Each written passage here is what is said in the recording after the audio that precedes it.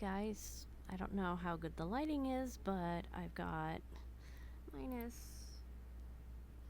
minus Godzilla with me. He's holding my mic.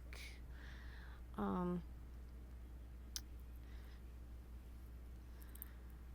so today I've been riding out a pretty rough day mentally. So trigger warning, I will be talking about suicidal ideation. So if you don't want to hear that, go because I'm going to talk about it.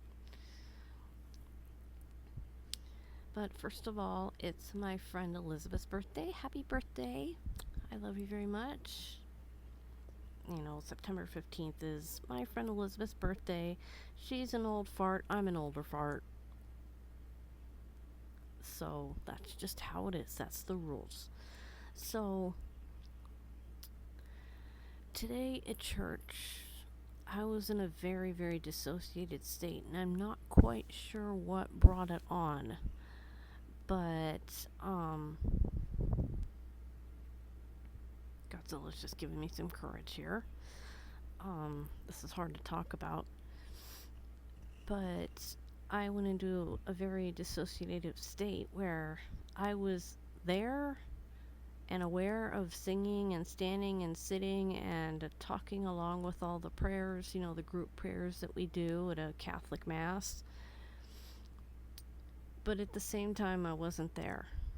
And nobody noticed, which, I was wearing a mask. All you could see was my eyes. So, if I looked robotic, it probably didn't show too much. Although, I did see John kind of glance at me a few times with his eyebrow up, like, are you okay? So, I don't know if he was looking at me specifically or somebody behind me, but it's hard to tell. So, So I got through the mass and the thoughts got louder and louder and it was really bothering me. I didn't say anything to anybody, but I get a ride home from Sheila, and when she took me home, she's like, "Is everything okay at home?" And I was like, "Oh yeah." I played it off because if I started talking about it, it would just all come out, and that was just not the place or the time. It just didn't feel like it would be appreciated. I don't like to just trauma dump on people randomly. If they ask what's going on. And, she did, but her daughter Megan was in the car, and Megan's an adult too, but, there are some things I don't want Megan to hear because I think Megan might be in a delicate state herself. So I didn't want to trigger her. So, I got home and I practiced HALT on myself. HALT, HALT, which is am I hungry, angry, lonely, or tired?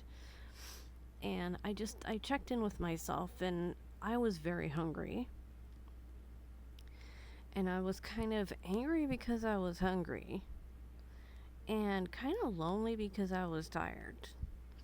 So I fed myself. I made myself peanut butter and jelly sandwich, drank some milk, ate, and then I started chatting with Elizabeth, picking on her about her birthday. I sent her messages when I first woke up, but, after church. But I kind of wrote out the reaction. I fooled around on Twitter, X, whatever you call it. And then I messaged her and we talked back and forth a little bit. I didn't tell her what was going on because I didn't want to bother her with it. But talking to her did make me feel a bit better.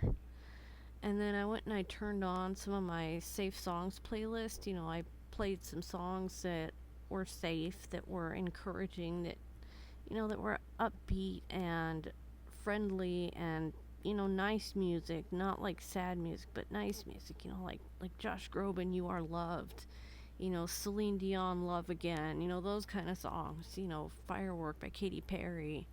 Those kind of songs that kind of pump you up and tell you you're loved and you're cared about and that, you're a firework. I mean, come on, let your colors burst. But, throughout the day, I was just kind of weighed down by these things, but I just kept taking care of myself, like I would if I was, had a cold or something. I took it easy. I ate when I got hungry. And I focused on the feeling of eating, the taste, the textures, the smells, the flavors and everything. I focused on all of that. I just focused on how nice it was to be alive, to experience taste and smell and all those things. And I just kind of lost myself in that sensory experience. And it helped. And while I'm not like, oh my gosh, I'm all better, it's like I feel better than I did. So, I was doing the work that Laura had given me. I would count things. I would just take note of my surroundings. I would pay attention to the time, pay attention to how my body felt. Was I hungry? Was I thirsty? I was basically being really, really nice to myself and just being like, okay, you need this, let's take care of you. Okay, you need this, let's take care of you. Let's take care of you. And I just kept taking care of things and taking deep breaths and turning on my songs and putzing around on Twitter and watching funny YouTube videos. Like, I like Fail Army. You know, people aren't getting hurt, but they goof and they fall over or they break something, and it's just kind of funny. And, I like to watch the ones that say try not to laugh, because inevitably I will laugh, and I needed to. So, but I allowed myself to feel the feeling too. I didn't just try to ignore it, but I didn't want to sit in it too much.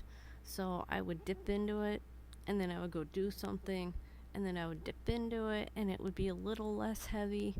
And now it's like it's there, but I don't feel like it's pulling me to the ground, It's like I just put distance between me and my black hole part, my black hole depression part that makes me feel bad.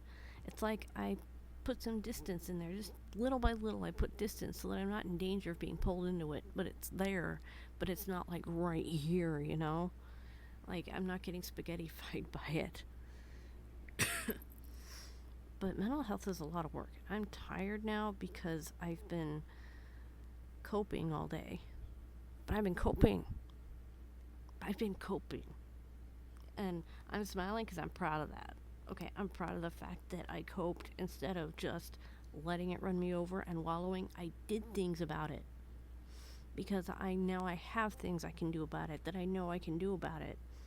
And I worked really hard. And if you're working really hard right now too, if you are dealing with your own struggle, if you are working hard, I am proud of you too. I am so proud of you. And if you're fighting suicidal ideation, I am glad you're here. I am so glad you're alive. I wish I could give you a hug.